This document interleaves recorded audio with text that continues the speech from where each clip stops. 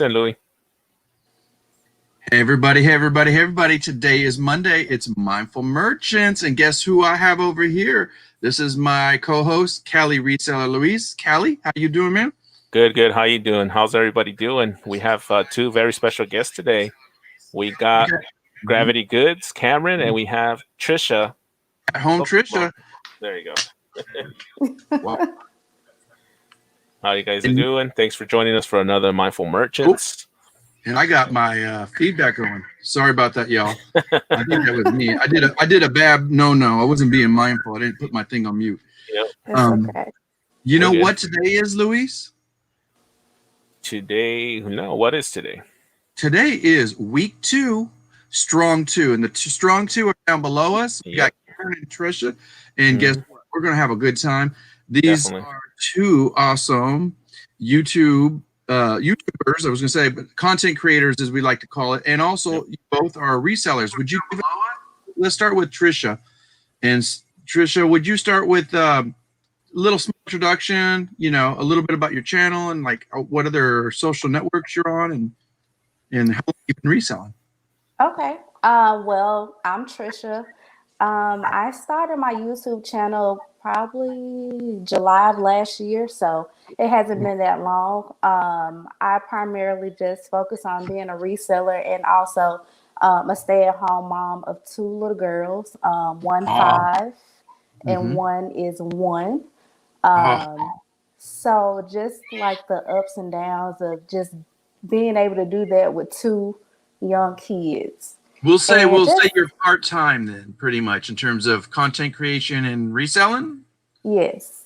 Okay. Yeah, my time is like pretty spread thin because now we have, of course, with what's going on, we have homeschooling virtually. So I have to add all that into everything else that I'm doing. So I recently took like a little break from YouTube because I was kind of getting a little burnt out with like reselling and everything I had to do at home. But I'm planning on coming back soon. So okay.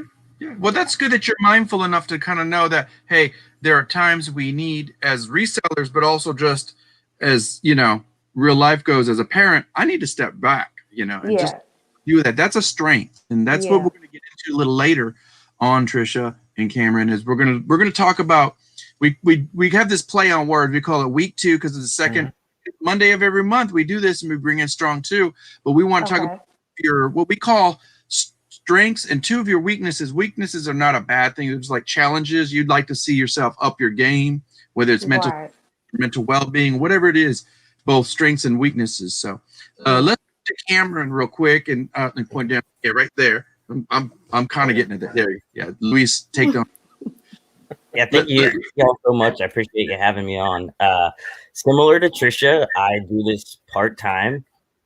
Work my Monday through Friday gig, but on every break that I get a chance, I'm in thrift stores. Is the connection okay? Oh, everything's perfect. You're good, brother.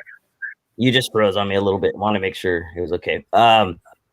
And yeah, I have a family. My kid's not as young as Tresha. She's 17 now. But yeah, it's definitely a balance between making videos, selling things, and combining the 2. I've been doing it for just about as long as it sounds like Tresha. It was this summer that I started reselling pretty heavily, if you will, and also making YouTube videos about it. And some days I think, do I really need to make a video? Do I want to make a video? What's more important? But that's just part of balance, right? I think that's a good point. Yeah, it is about balance, and maybe not just yet. Real quick, Luis, you want to let's do a little quick greeting. Say hi to some of the people in the live. We want to say that since they came in and they came here to see y'all, and then let's talk a little bit about that balance and what both initiated you guys coming into being a content creator, you know, and as a reseller content creator. But Luis, who do you see that came in first here? Hello, Ella. Ella came in. Ella's in the house. Hey, here. I love it. Welcome. It's happy. Dana's here. Hello, Dana. It's simply Dana. She's not simple. She's complex. Jan's in here too. Hello, Jan. Jan, good to see you. Good to see you. Wow, a little crowd in here today. And Juju is in here. Hello, Juju. Good to have you. We have Wendy in here too. Hello, Wendy. Wendy, she's moving on to her channel too. She started coming out. I don't know if y'all seen Wendy's starting to show face here.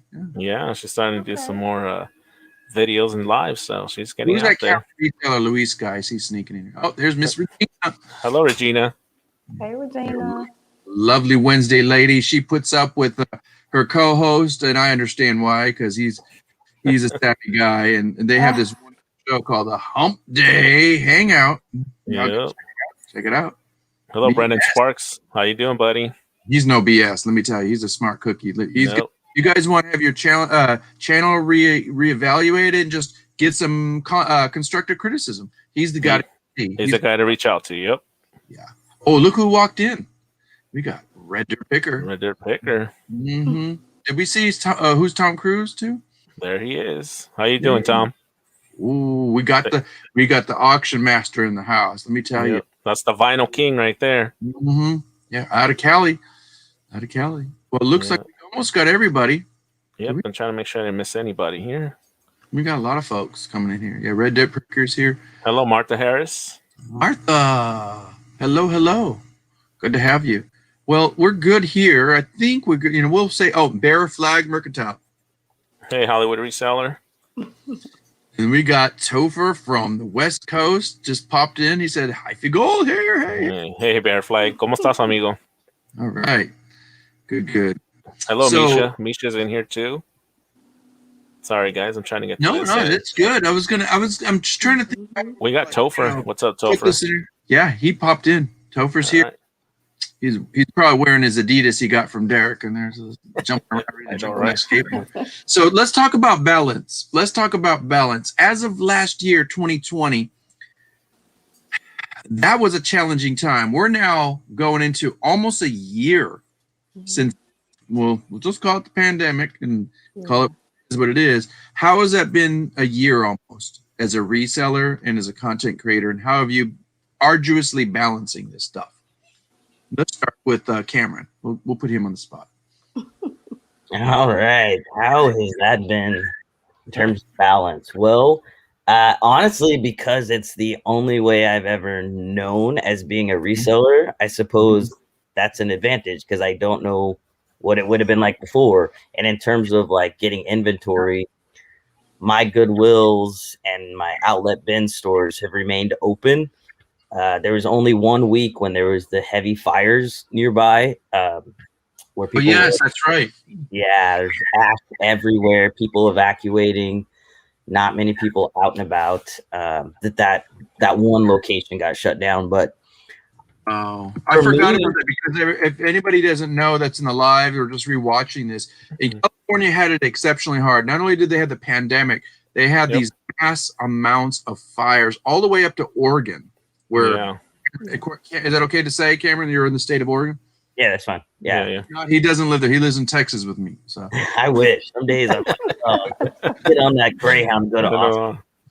But no, I've never known reselling pre-pandemic, so unfortunately, I don't really have a good radar of like what would have been different had I started it in 2019 or you know what I mean. So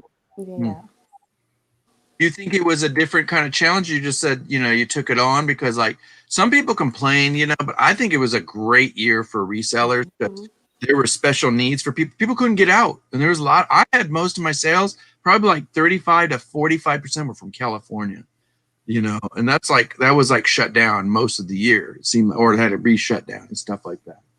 Tresha, how about you? Trisha, actually, I'm sorry. I want to say Trisha. I think last year had challenges, of course, for everybody. When it first happened, I was just like, oh, what am I going to do? Like, where am I going to get my inventory from? Because I primarily go to Goodwill and the Goodwill bins, and most of our stores were shut down. We were on a lockdown. So I just resorted to finding inventory online.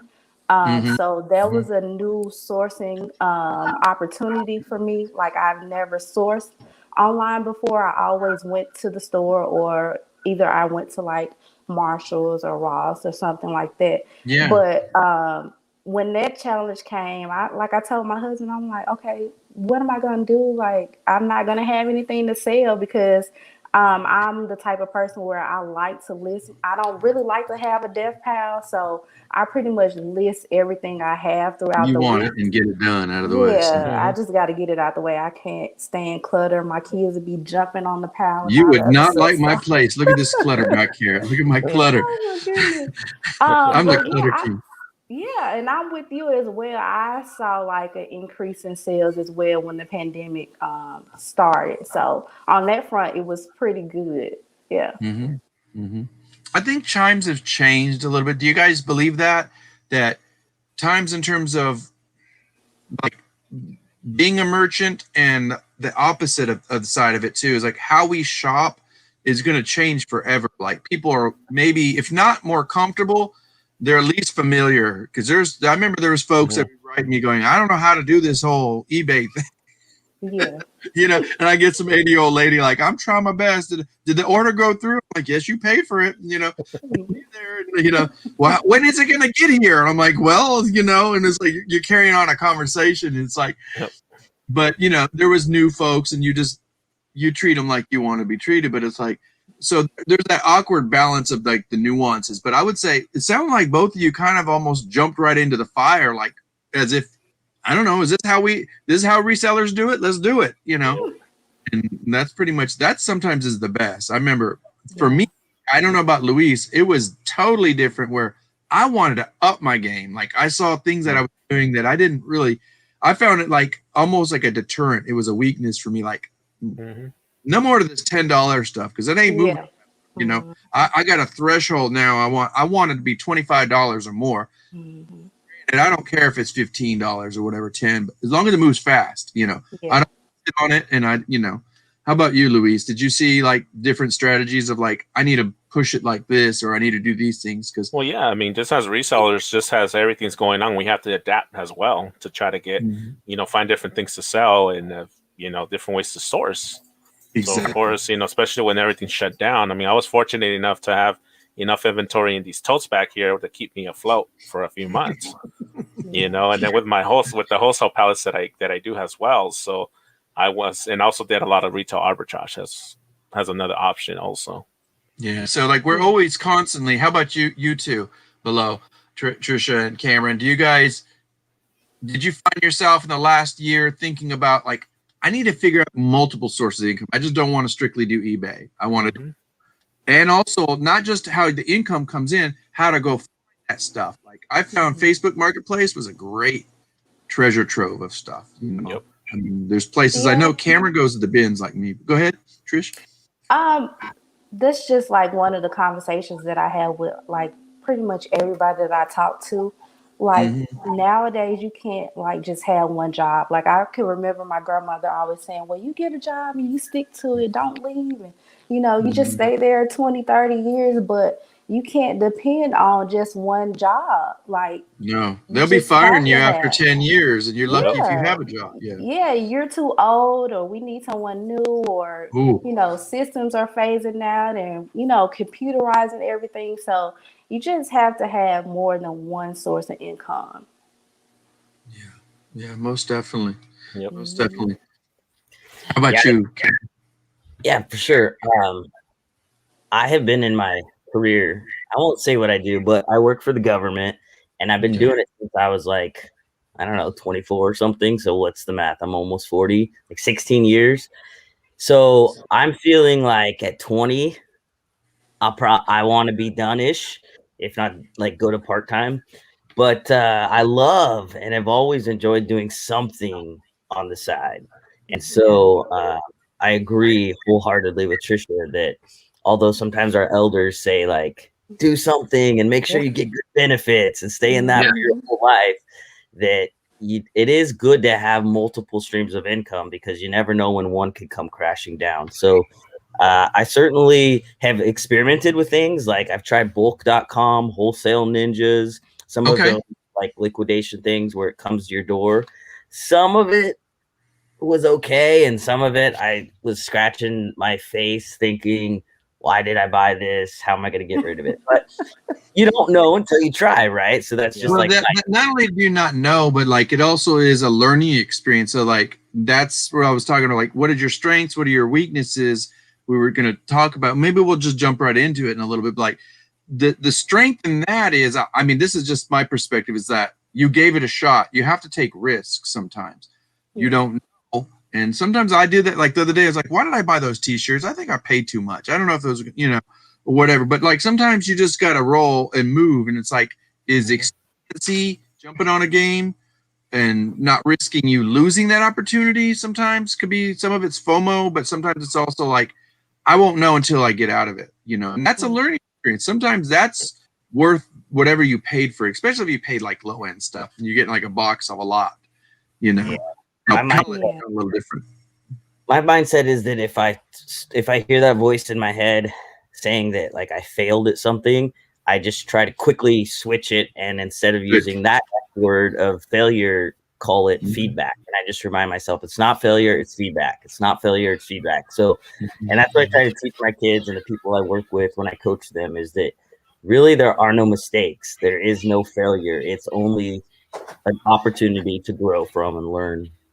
You know, like your t-shirt, you probably next time you see those type of tees will be like, remember last time I kind of got burned on these and I didn't make that much money. You'll not buy them. So yeah. And you know what? It's also too, it's like I also look and go, you know what I know I can make on this tee, even though you don't want to think like that, you want to keep your cost of goods down as low as possible. And of course you want your return on investment, your ROI is always as best as possible. Because, you know, at the end of the year, we're going to have to calculate this stuff. We're going to have to pay Uncle Sam, you know, he's going to be like, give me my cut, you know, and it's like, you know, it's like, yeah, it's like, I better, you know, up my sales or find, you know, better things to resource. So let's do this. Luis, you want to ask the first question of our week 2, strong 2? Let's do this. This is time for our questionnaire. little cowbell. Let's call it in here. Luis, go ahead. All right, I'll start with Cameron. All right. All right. Or yeah, I guess a question could go for both, but yeah, whoever wants to start. Yeah. So through the whole pandemic stuff and all that, how did you guys pull through it? You know, besides doing the reselling side, and of course, Cameron works a regular job.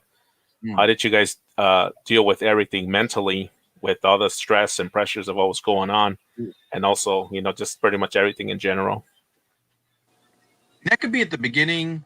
Sometime in the middle, whenever in the middle, maybe like focused on like what is going on here, you know. You want to go first, Tresha? You want me to take it? I think she wants you to take it. I'll go. All right. We got a brave one here. Yeah, at the beginning of the pandemic,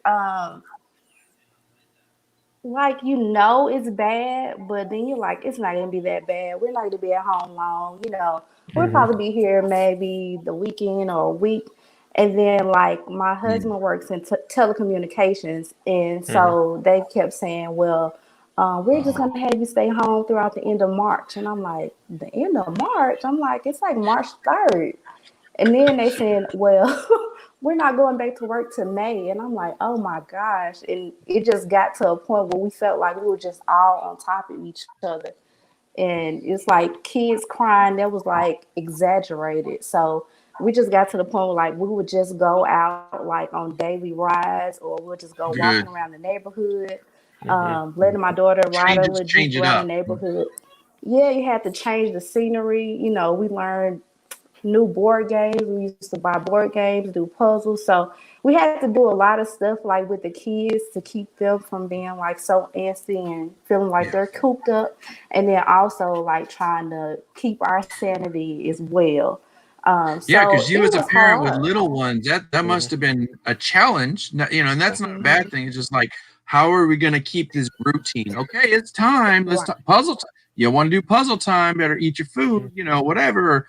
Hey, let mom wash the clothes. I gotta wash the dishes. Get back. Go watch TV. You know, and you're like constantly. And then it's like, are they in bed so I can go list some stuff? You know. Right. So it's a 24-hour job. It's like, so I had to figure out, okay, so when are you going to have time for yourself? So it's pretty much like when my kids go to bed, you know, I have time to myself, or, you know, me and my husband, I hang out, but nighttime, I look forward to it. Miss Regina said, you made it work, Tresha.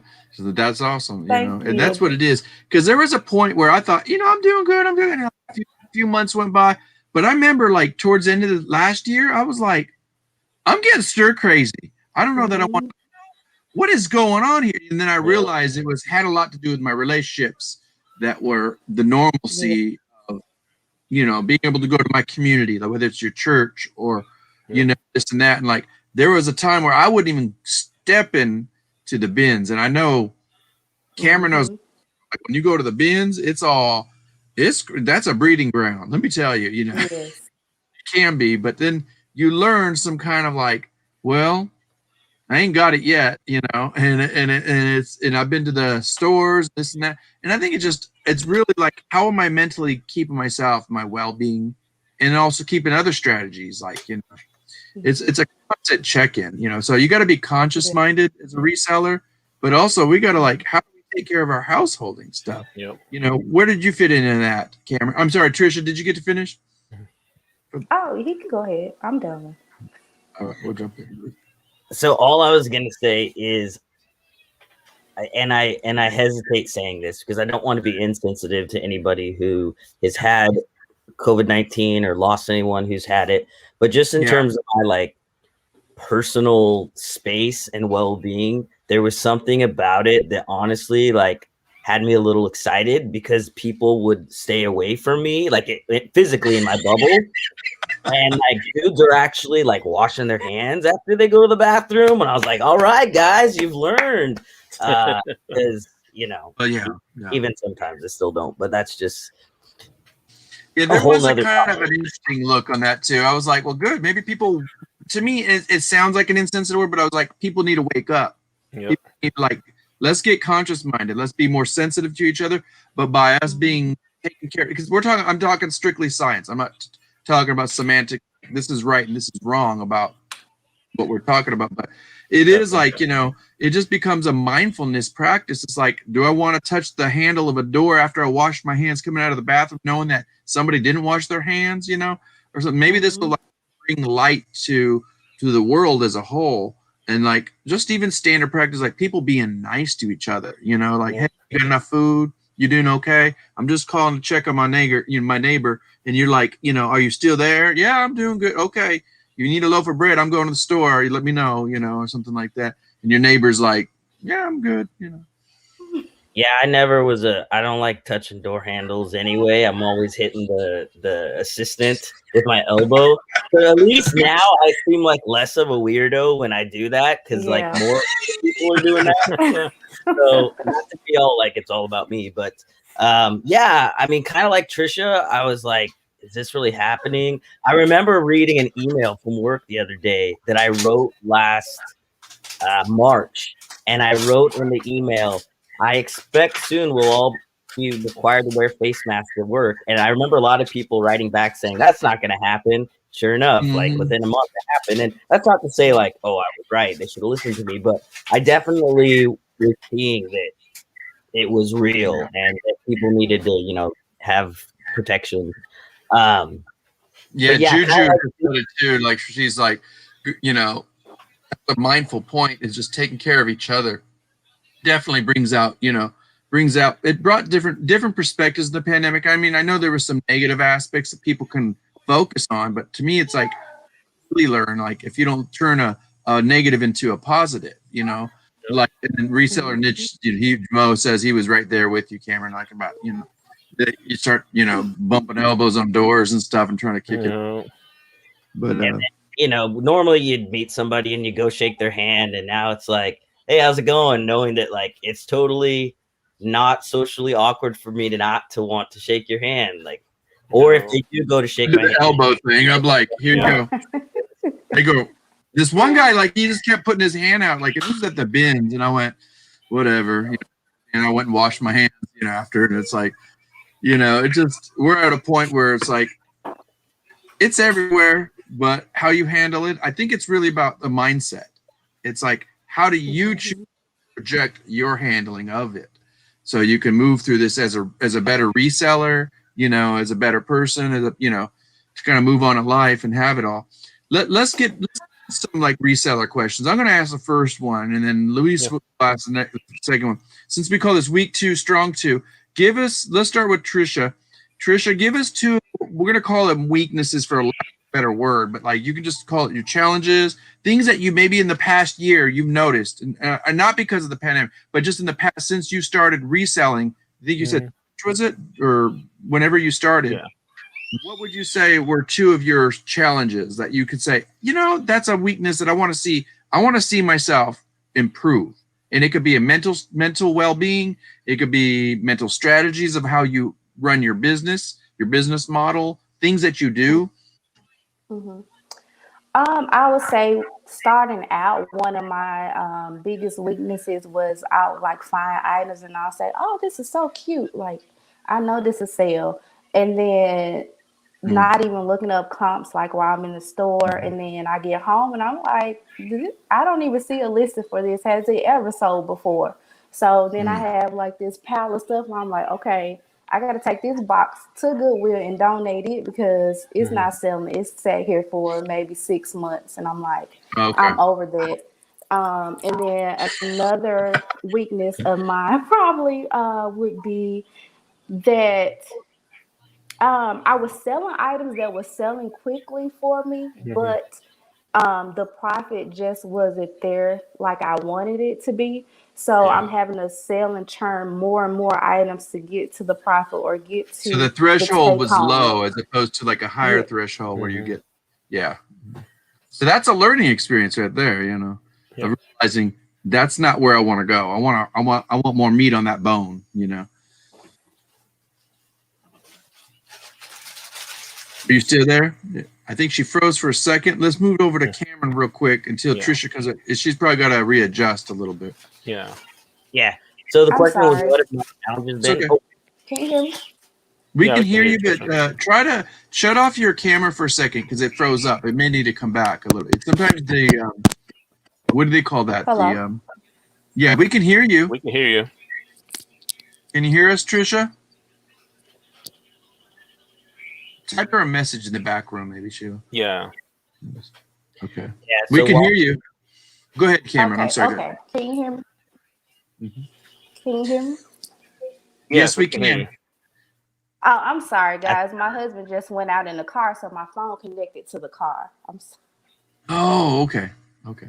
Yeah, my Bluetooth was on. Camera for a second, and it might, the bandwidth might put your camera back on. So. Okay.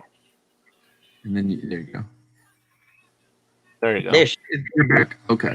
We're gonna move to Cameron real quick on what, what do you consider two weakness challenges, or however you want to refer to it as? All right. Well, one is the pressure that I put on myself. I'm an anxious person. I have anxiety along with ADHD, so that's a fun combination. And it's not other people, because I definitely try not to like compare myself to other people, but I'm very competitive with myself. So sometimes that pressure of like when I set goals, and I do this because I'm looking at my dry erase board over there. Yeah. It was for the whole month of January to have 80 listings a week. And then I switched my mindset at the end of January because I started thinking, I don't think it's the number of things I have listed that's important to me as much as the value of said items.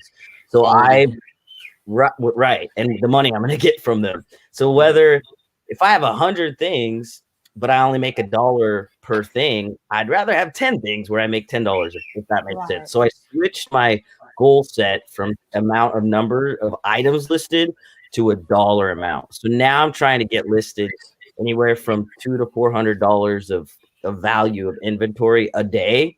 And that's been a little bit tough in the last week. And so I kind of beat myself up mentally about like, oh, Cameron, you only listed $150 worth of stuff, bro. Like tomorrow you got to step it up and make up for it. And so that's a challenge that I have, just kind of beating myself up. And then the other is kind of goes with the anxiety and the ADHD is balancing my job with my eBay hustle / YouTube and being a good partner and father and dog owner. We've got a senior dog. She deserves and needs to go on a walk every day. So just balancing like being a human. I like that. You put it in the context. It is about balance. And like one thing, I'm going to just jump in real quick. I'm sorry, but and it kind of reminds me of what Trisha was saying. Like, when she realized you know, those items aren't meaty enough. You know, I think having for resellers, and not to beat herself up either. You know, it's, you know, just going, God, you know, that's not good enough. Well, that's okay. Say it's, you know, and the thing is I've learned here is, and this is just a tip that I would share. This is not a, you know, recommendation. It's just a suggestion. Is do non-critical observation of yourself. Of you know, when I say non-critical, just go, okay, that ain't working for me. Well, what's gonna work? And then you write it down, like you log, you journal, or just think it out, contemplate. Because, like you said, Cameron, you know, I mean, you know, and thank you, by the way, for sharing, you know, because a lot of us, we don't want to admit it, but there's a lot of resellers out there do. We have anxieties. It just depends on our level of it too. Mm-hmm. I get anxiety driven. Like when I start looking at that death pile and I don't see enough money coming in, it's like, you need to go whip it out, you know, and it's like, get up, you know, sleep a little less tomorrow, you know, or just get cracking. And it's not, you know, it's just like tough love. It's just like, what do I need to do to step it up? Because it's, I think the non-critical observation comes in with, what is my daily aim? If each of us have a daily aim, then we can maybe at the end of that week meet that goal. And if you meet your goal, don't beat yourself up that you got 90 out of 100. I mean, that's pretty damn good, you know. Right. It is. It's like, yeah, I definitely try and tell myself, like, you know, try not to beat myself up too much, but also just remind myself that even if I listed one thing, it's better than nothing. So one of my strategies is to compare down and think of like the worst case scenario. And the worst case scenario is I could have 0 items listed, 0 sales a day. And so I should be grateful for the, you know, even 1 item I get listed. So I definitely try and do what you're saying, Louis, in terms of my mindset. But but that's what we're here for. Like, we want to do stuff like, you know, like next time you see Trisha, she's going to ask you, like, you doing good? Don't yourself. She'll come out there and get a can of whoop butt, you know, or something like that. No, Cameron, you don't get to beat yourself up today. I'm here to tell you, you know, or something. You know, we can be there in support of it, you know, and make those connections. And it's like I tell Louis, it's, you know, it's all good. We're gonna get past this one, you know, whatever. We always have like little challenges, and they're different every time. Like it's not what we're talking about, but that's the wonderful thing is, are we here to learn? Because as a reseller, if you're not here to learn, you know, to me, that would cause more anxiety. That would cause me be bored as heck and not want to do what I'm doing and have joy in it, because, you know, we learn from each other. Like if you know something I don't, I want to know it. I'm happy for you. You know, I'm like, well, thank you for sharing, you know. Thank you for letting me know, because I want to figure that one out, you know. Right. Puzzles and stuff. It's hard, yeah. And if you know, you beat yourself up, then you got to learn how to get out of that hole, because it's a bad pattern. What does Juju say? She says, death pile was my closet. Oh, Lord have mercy. She says, I didn't realize how much accumulated until I had to move. Yeah, well, mine's my living room right now, and my daughter's gonna scream at me next time she comes over. It's like, ooh. I'm here to learn. Would you teach me, please? Harry Humstone, you are a master. Let me tell you, this guy, he's Harry. Yeah. Welcome. We got some new folks. Bear Flag came in. Martha Harris. We have whoever we didn't say hi to and that's listening. Thank you for being here. What do we got? We got quite a few people in here. Yeah, today. Johnny's in here. Cajun Roots Reseller. Oh, real quick, you guys, before I forget, for Johnny Roots Reseller, he has a bingo after this. So as soon as we're done, jump onto his bingo. He's gonna have, and he always does like little giveaways and stuff. That's a fun one. Luis, do you know the part 2 to this question? I asked him what their 2 weaknesses were. You ask him the second part to this? Yeah. So now that Louis covered the 2 weaknesses, what are your 2 strong points when it comes to reselling? What do you think is your strongest when you do the reselling? Yeah. What I mean by that is it's your listing, is it your sourcing? I mean, he broke up a little bit. Oh, okay. Yeah, you know, the sourcing part or just listing. I mean, what are your 2 strong points? What's your strength as a reseller? Yeah, anything you think of in the past year since you started, let's say. And I go first, and Trisha. Okay. I think number 1, of course, my strength would have to be time management. Just being able to manage everything, get everything done that I need to get done. Or my main thing is I just love to write to-do lists. I always write in my planner. And my husband always like, well, why don't you just put it on your phone? I'm like, no, I just got to write it down. I love writing. my goals and things that I need to get done down. And Love notes too. I'm always keeping them notes. Yeah. Yes. So that's how I get everything done. If I have my list, I write everything down, and I'm just going through my day and just checking it off. So time management is for sure a strength of mine. And then I would say, secondly, just being patient, because you can get impatient and say, well, I've listed 30 items this week and I probably only sold like 4 or 5 things. Like, what's going on? Or I have maybe 300 to 400 listings in my store. Why am I not getting sales every day? So you just need to be patient, knowing that you are putting in the work daily. You'll see the fruits of those labors. So you just have to be patient. That's a good one, because being patient also is a variation of what I was telling y'all about, like, non-critical observation is a way of, like, there's being selfish, like self-love, but then there's love of self. And love of self, we're like about, can you be patient with yourself enough to go, let me just shut this computer down. Let me go sit down for 10 minutes quiet. I need to just chill, like meditate or whatever you want to do. Some people call it prayer, whatever you want to call it. But just take time for reflection is a good thing, because it's a way of being patient with yourself, because sometimes you just gotta kind of go, you know what?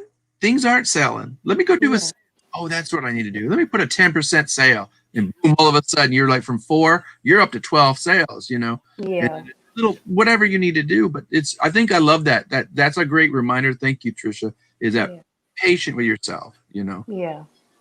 That's great. That's a great Yeah, I did read that. I saw Cameron say he gives himself grace sometimes, and that's just what you have to do. You have to give yourself grace sometimes, because you can be so hard on yourself and just wear yourself thin, just beating yourself up like, I should have did this, or I'm not doing this. But where do you think that critic comes from? It's just like, I think it's just a demand of pressure because of expectancy, and I know it can vary. Like, I had a friend, he was honest with me. He says it's pride and vanity for me, and I went, wow. He's like, people looking at me like I'm a failure, and I'm like, really?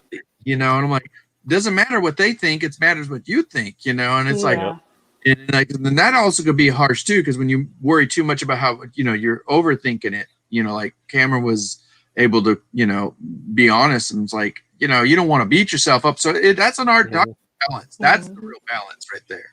Yin yang. For sure. So for me, I mentioned this earlier. So one of my strengths, I think, is just doing my own thing. And what I mean by that is, like, not making a video because somebody else made that video, or wondering why my video that I made that was similar to another YouTuber's, oh, poor me, like, I only got 3 comments and 4 likes and 5 views, and they got 5,000 views. So I think the strength of mine is just like doing my own thing and giving 0 F's about it. Because then who cares? kind of a deal. If people like you, who was it? Dr. Seuss said, those who matter, I'm going to butcher this. It matters to those who are, what, doggone it. Somebody help me in the. Just paraphrase. Paraphrase. About, like, it matters if those people matter, and it doesn't matter if those people don't matter. But it's a lot more eloquent than the way I'm phrasing it. Well, Dr. Seuss, he was a strategy. He was a poet with his words. He can, man. Oh, doggone it! I'm gonna have to Google it in a minute. But the other thing is, we'll look it up. We'll look it up. Make us do our homework. I know, right? The other one is just open to learning. I love watching other YouTubers because I learn from them, and I learn from my own mistakes, and I learn from watching people's lives like this. And if I could just learn one new thing every day, then I feel like I'm making progress. So, just a simple thing, like, instead of using a measuring tape, the flimsy kind, I got a yardstick, so that when I measure t-shirts, I just, I do flat lays. So I just put it on the floor. I just put my yardstick down, snap a picture, turn it, put my yardstick down, snap another picture. Because even if it saves me 5 seconds, times that by 100 shirts or whatever I might be listing over time, and it just helps things be more efficient. And I don't remember who I even learned that from, but when I saw that, I think I saw it on somebody's Instagram, the way they were measuring, I was like, that person's using a yardstick instead of Because you know that. Yeah. And did you see the new thing too, Cameron, where like somebody gets That's true. you know, you go to Home Depot, they're like only 99 cents for the super long yardstick, and you get 2 of those, you drill a hole in it, and you put like a little lug nut in it, like the shortest one you can get, but you loosen it where it's the key one, so you can tighten it and untighten, and then what you do is you cross it. It's like when you're done with it, you put it back together. You do like this. You got the back of the collar to the end, and then you got the pit to pit, and it's like you're killing 2 birds with 1 stone. You know, next, all you gotta do is just put that aside and put your shirt down, do it again.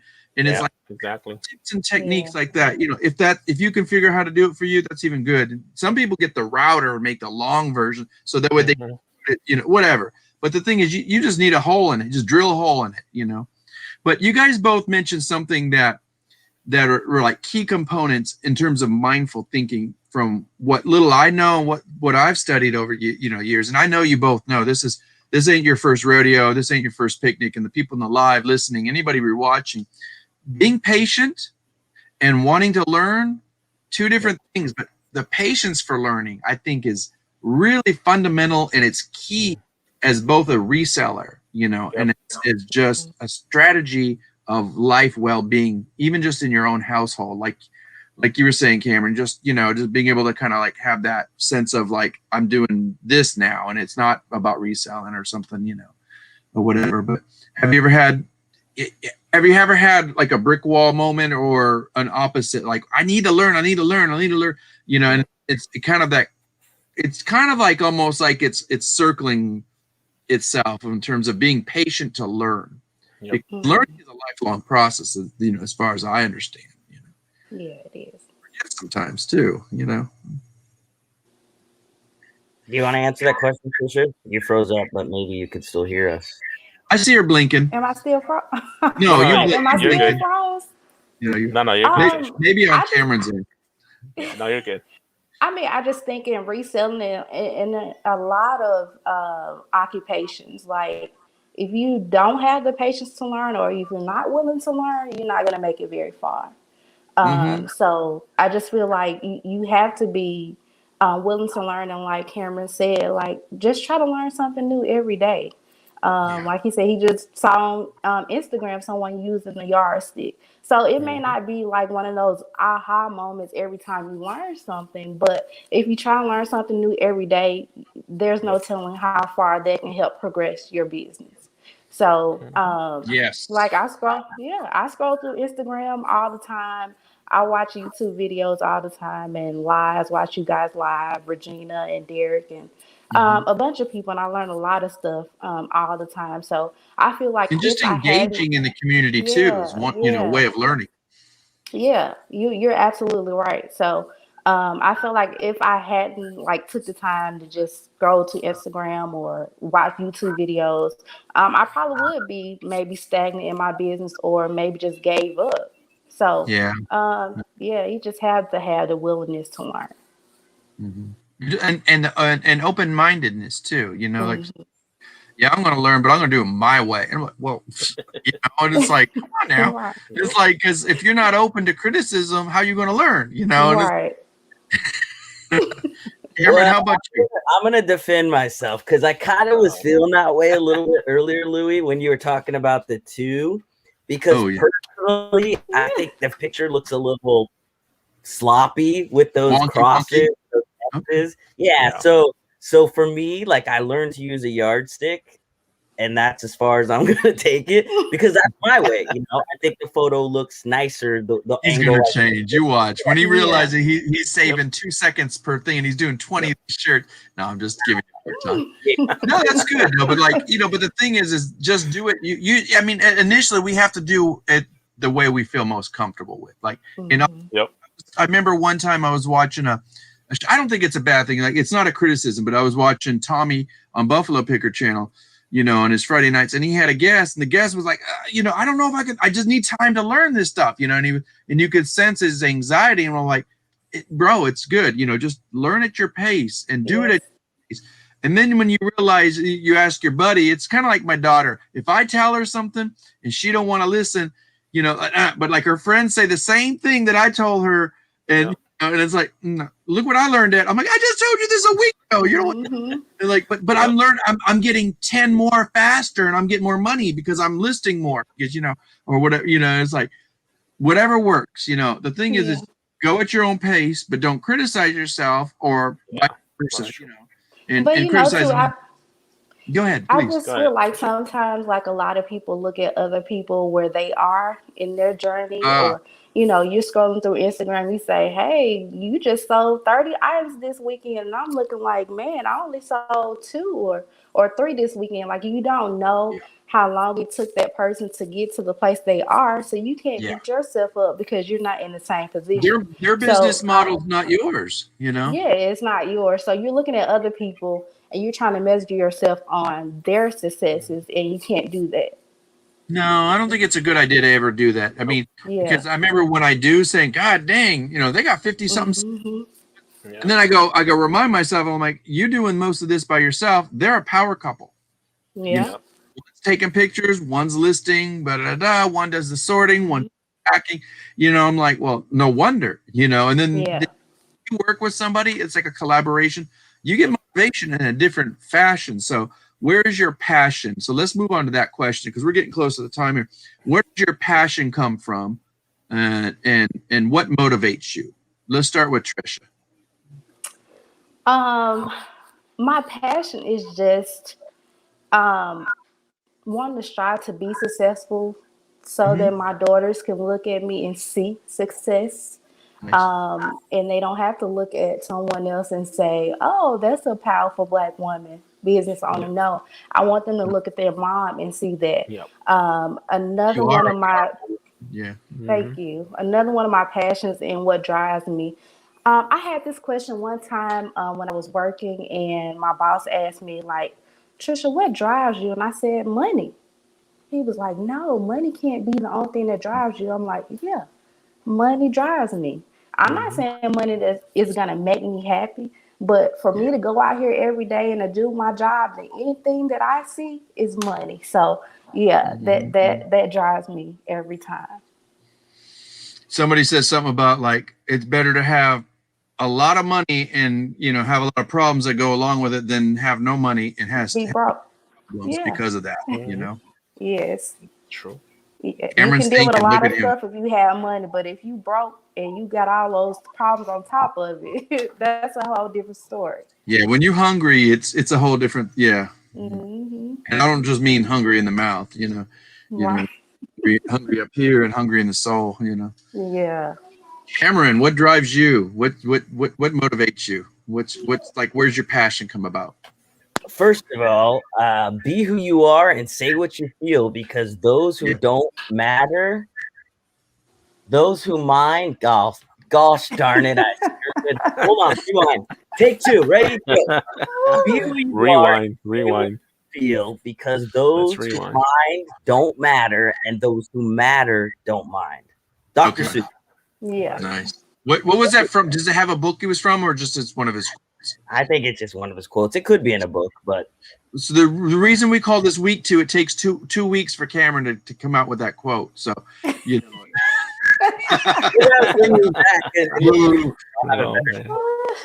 That's a good one. Give us some of your passion, like, because I see both of you as extraordinarily passionate. Not looking at your time frame of when and how you make your motivating, content creation, but you both are there sharing it. You both have a voice. You both have a thing. So like passion, like Trisha said, kind of, it could be for different reasons. Like the motivation is, it's nice to have that money, it's not that little bit of money, because then you can do what you need to do. But what's something that motivates you, and where does that passion come from? For me, it's just having the financial freedom and independence, so that when I do retire from my day job, that my wife and I could look at the calendar and be like, "Where do you want to go next month? What trip are we going to take next?" type of the deal. And so to have that nest egg of money stashed away, it's a nice sense of freedom to know that we could go travel wherever, whenever, and not have to be stressed about money. And then also I really when I was hearing Trisha talk about her daughter, I was thinking, I guess without even like being aware of it, conscious of it, like I definitely often say, she's probably so tired of hearing me say it, but I'll say, sis, to my kid. We call her sis, and I'll be like, sis, look, I got this from the bins. It costs less than $1. I just sold it for $20. And she's like, an old mouse? I'm like, yeah, people buy things. All you have to do is find it for them. So I'm trying to, not to say that I need to teach her to be a reseller, that she's going to want to be a reseller, but I just want to teach her that there's opportunity out there, that if you go for it and you put in the work, you know, you will reap the fruits of your labor, I think is the phrase. We know that. And, you know, all of us are parents. I think all four of us here, you know, we can say it. We want the best for our kids. And I will tell you one thing, you know, not just Cameron, but, you know, you can bring the horse to water, but you can't make them drink, because them kids are going to do whatever they damn want, you know.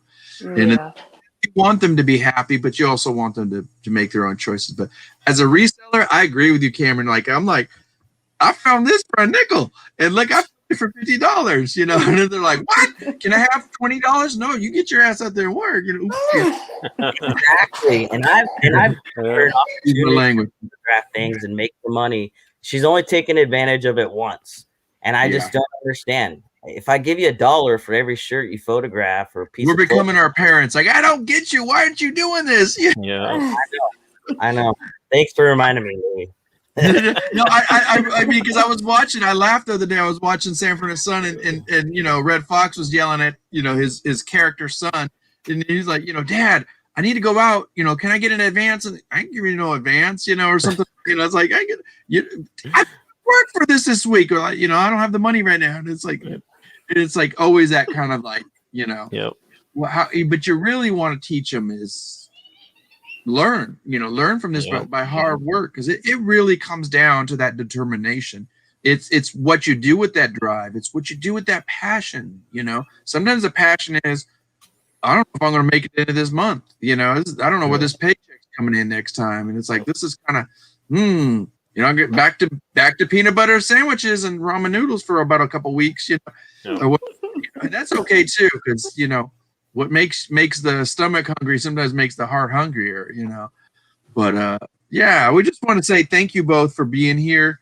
We be respectful of your time. We're running up on an hour, believe it or not. So thank you both, and thank you for sharing the platform. I like that we were able to go back and forth. I'm kind of we're still working. Y'all are a second guests on the week 2 Strong 2. So you know, Luis and I are just really grateful you're making this a joy. We want to you know, say to people, if you don't know, there are their links down below. Trisha's going to come back. She's going to make some content. And when she does, you better watch out. She got something to teach. And Cameron always has a joyful video, you know, and he's doing some lives too. And maybe Trish will come in and join us again another day. But we definitely, we both love having you. We want to see, maybe, you know, maybe it'll be a year. We don't know when, because we're just playing with this whole show this year. You're our 20th episode, believe it or not. Yep. So. Oh wow! Yay! So, it's our 20th. Yeah, this is our 20th episode, and we were just trying to like fit more people in. So by doing the week 2 Strong 2, we thank you for sharing the platform, because it's also a good way to connect and say, hey, remember when we were on that show? You know, that they canceled about 2 months later, and. You know, but the platform is here for everybody. It's how we can strategize, how we can learn from each other. You know, it's about being mindful and being better resellers, so we can, you know. Right. So we thank you for both, you know, being here and sharing your time, because we know this is not easy, because we have other jobs and life duties. You got your kids, and you know, we got our jobs. It's a busy world out there, so we look forward to seeing great things coming from both of you, and it was a privilege to have you both. Thank you. No, definitely appreciate you guys both joining us. Yeah, thank you so much. It's nice to meet you, Trisha, and appreciate you both for having me. And do you guys have any final words? Thank you both. I'm sorry. Go ahead. No. Go ahead, guys. Anything else you guys want to say before we get off here? Anything you want to share or promote? Anything? Yeah. You anything coming up or? Go ahead, Trisha. I don't have anything coming up, but if you guys want to follow my YouTube channel, just to be on a watch out when I do post a new video, it is At Home with Trisha, and I'm also on Instagram at Home with Trisha. Good. So they can reach out to you if anybody wants to contact you. You're on Instagram, of course. Oh yeah, you can send me a message. Here's our challenge for you, Trisha. You don't have, when you're ready to get back into YouTube, here's my challenge. Do a 1 minute. They call them, it's to compete with TikTok. What do they call the shorts? You got to YouTube shorts, yeah. Yeah. Up on the title, and then somewhere back down in the description, put down hashtag shorts. Do it has to be under 59 seconds, and just go, hey, this is Trisha. I'm still here. Look what I found this week. I'm coming back. I just want to say hello to everybody. I love you, but and just do like a quickie. And then you kind of like, it's like extra your muscles. And it's fun because then people are like, she's not gone. She's still here. She's still here. Yeah. Okay, I'll do that. Even if it's once a week or once a month, just until you're ready to come back steady. Because I know it's hard as a parent. But, yeah. Mm-hmm. Cameron. Yeah, and I'll give a plug for Trisha because I just went and followed her on Instagram last night or this morning, can't remember, and also watched her latest video. And it's a great name for her channel, At Home with Trisha, because when you watch it, I just felt like, oh, I'm at home with my friend Trisha. Like, you have a really great personality, Trisha. I'm gonna fill your cup a little bit here because I really felt like I'm blushing. Can you see? On my end, so he flirts with everybody. Just watch out for you. No, I'm just being honest, and I just felt like I know her, and I think YouTubers who try less to be all like, "Hey, everybody, my name's Johnny," or whatever, like. It comes across a little corny. We could tell you're fake. Yeah. And when you're genuine and real, like I felt like when I was watching you, Trisha, I think that only when you're ready, like Lou said, it won't stress you out. Yeah. But when you do start making those videos, the right people who want to follow you because they feel at home with you will come follow. So, and then in terms of me, like I'm Gravity Goods everywhere, I think, Instagram, YouTube. I've been trying every Monday to put out a what sold this weekend and then a thrift with me on Thursday. So thrifting trip with my wife or just me. And I'm a big kid. I'm a dork. If you want a 40-year-old who acts 14, then you might want to watch my channel. That's awesome. Yeah. And once in a while, watch out. Cameron puts out lives and he's going to have his wife, who is his partner, and probably I can see you guys in the future pretty much melding your channel. Gravity Goods is both of you, that'd be awesome because, you guys make a great team and it was fun to watch you one night. I was like, oh, Cameron's on and you had your wife there and you guys were like so excited. You showed all your stuff. And so thank you both for being here. And thank you for your final words. Luis, you want to give us some final words and then I'll close us out. Yeah, and I just want to thank Cameron and Trisha for joining us today on another great Mindful Merchants Live. Hopefully, we get to bring you guys back sometime soon in the future. Mm-hmm. So to see how you guys are doing and see where you guys are at that point in time. And also want to thank everybody that came in today in the chat that hung out with us. And like I said, appreciate you guys supporting me and Louis for what we're doing. Thank you, guys. All right, this has been Mindful Merchants. This is I think it's the second Monday of the month. So we have week 2 strong 2 coming up in March. We haven't lined them up actually we do have one person lined up. It's we're hoping to get the Reseller brothers that were on Derek and Regina's channel. They are my local neighbors in this state here. I've met them on a couple occasions. They're new fellows, and they got a really unique strategy. They're a collaborator team that happen to be. So look out for that coming up. And we have a surprise guest next week. We're not going to tell you because it's a surprise. So maintain your focus, elevate, and peace and prosperity. Take care, y'all. See you guys.